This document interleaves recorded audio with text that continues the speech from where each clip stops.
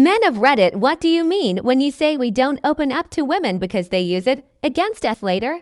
I'm asking because I don't want to botch my BF's trust when he opens up to me.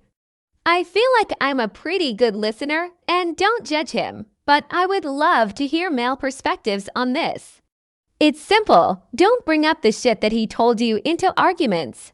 Women say they want guys to open up, but once an argument happens, they throw that shit back at you. This is what a lot of guys experience. Also, don't gossip with your friends about his private information.